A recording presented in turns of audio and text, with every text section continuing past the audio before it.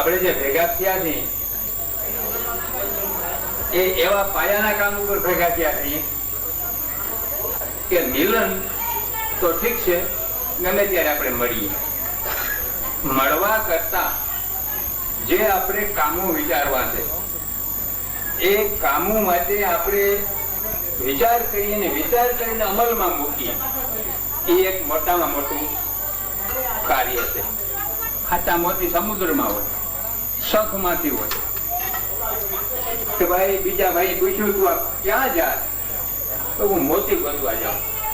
તો મારે આવું ગયો તો કાદવ ને શેરના લાકડા ને કીચડ ને આ ને તેને એટલું બધું પાણી ને હું તો આમાં બુડી મરી ફસાઈ જાય એટલે એની જીગર ના આવી, બેઠો રહ્યો. ઓલો કાદવમાં કૂદી પડ્યો અને હિંમત કરીને સાચા મોતી લેવો. એવી રીતે આપણી સાધન છે, પણ દુઃખ સાથે મારે કહેવું પડે છે હજી આપણા લોકોને ખબર નથી કે આપણે આની અંદર પારંગત થવું જોઈએ. એક મારે વાત કહેવી જોઈએ નહીં, પણ મારાથી રહેવાતું નથી. 1938 તેથી મારી 18-19 વર્ષની ઉંમર હતી અને કોઈ તમે વાત કરો લોકશાહીની કે સ્વરાજની તો પકડીને જેલમાં પૂરી દે. આપણી પાસે પણ ઉભે નહીં, બીજે ગામ ગયા હોય તો આહેરો દે નહીં અને આવકાર દે નહીં. રોટલાની વાત તો ક્યાં રહી. અરે એટલું નહીં, પણ ગામમાં આવ્યા હોય તો બેગ ઠેકાડા એમ કહ્યું પૈસા આપી કે બીજે ગામ રાત રહેજો, અમે ક્યાંક ફસાઈ જાશું.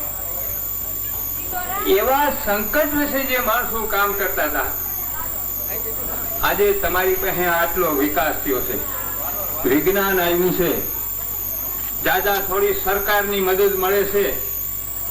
આપણી પાસે મૂડી નહોતી અગાઉના જમાનામાં, આજે આર્થિક રીતે આપણે સદ્ધરતા છે.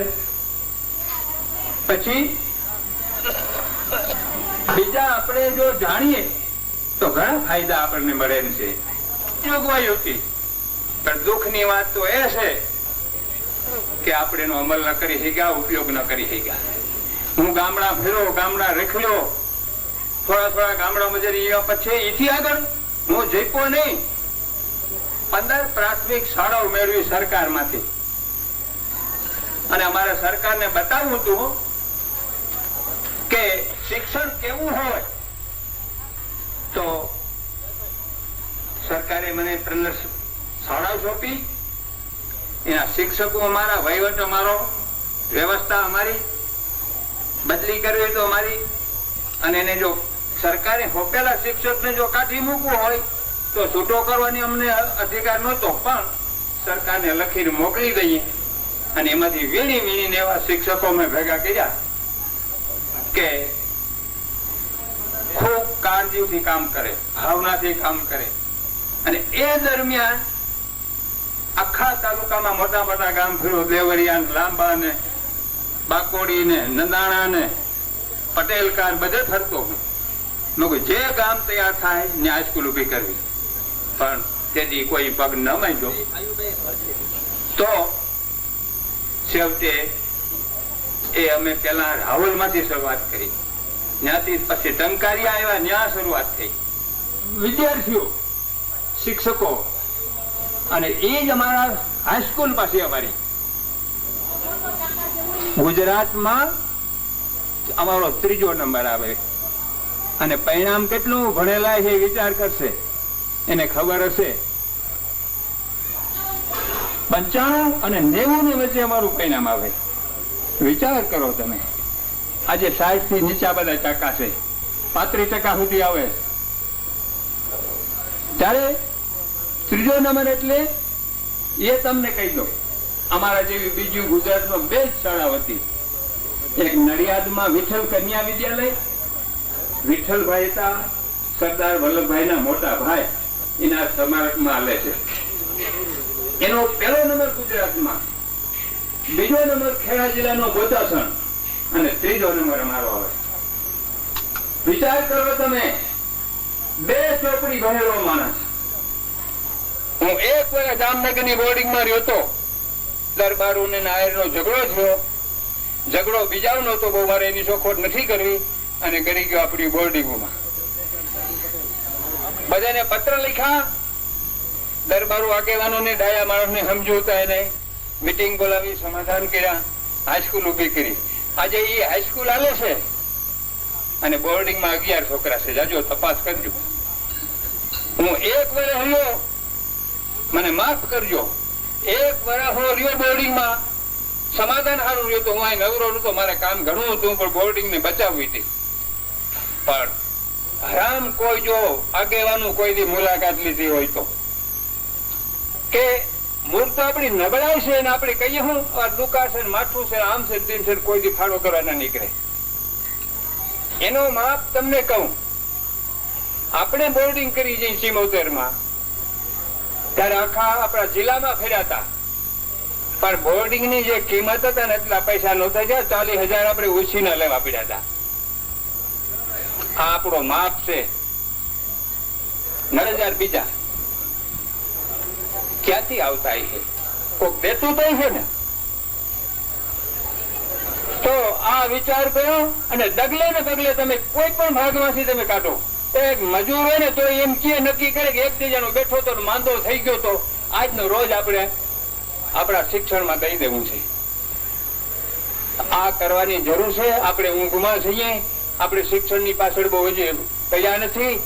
જે છોકરાઓ ભણ્યા છે એ પ્રચારથી નથી ભણ્યા, પણ જે એની આગળના માણસો દીવાદાંડી બન્યા છે એને જોઈને એમ કે વાલીને થયું ફલાણાનો છોકરો આટલા કામે ચડી ગયો, આમ થયું, ભણ્યો કે કમાણો છે, એટલે એ દીવાદાંડી બની છે.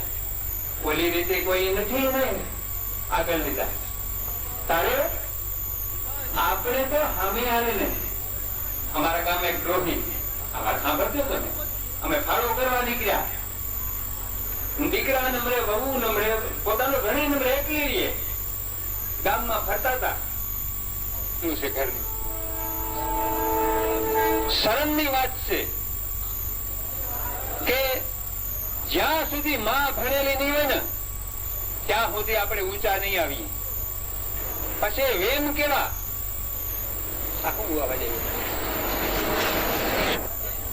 આપણે અંધશ્રદ્ધામાંથી નીકળવું હોય તો આપણે શું કે કઈક વાત કરીએ ને કે આપણે ખરાબ છે. કેવાનો ખરાબ છે ભાઈ? ભગવાન કૃષ્ણના વખતમાં ખરાબ દીધો ઋષિએ. બરોબર છે, હાલો મારી આ છે, તમને કદાચ ખબર હશે એવું બીજું છે, પણ હું પુરાણોની વાત કરું છું કે ભગવાન કૃષ્ણને તો 5,000 વર્ષ થઈ ગયા, પણ એની વચલી પેઢી આપણી દેવાજ બોદર, કાનો વાઢિયો અને ભોજો કાંબરિયો અને ભીમો ગરણીયો, જેને રાજાઓના રાજ રાખ્યા અને દીકરા દેવાને પોતાના પ્રાણ દેવા તૈયાર થઈ ગયા. અને એની માવ કેવી? ખુલી પટલાણી ઉગાને માથે પગ દઈને હાલી.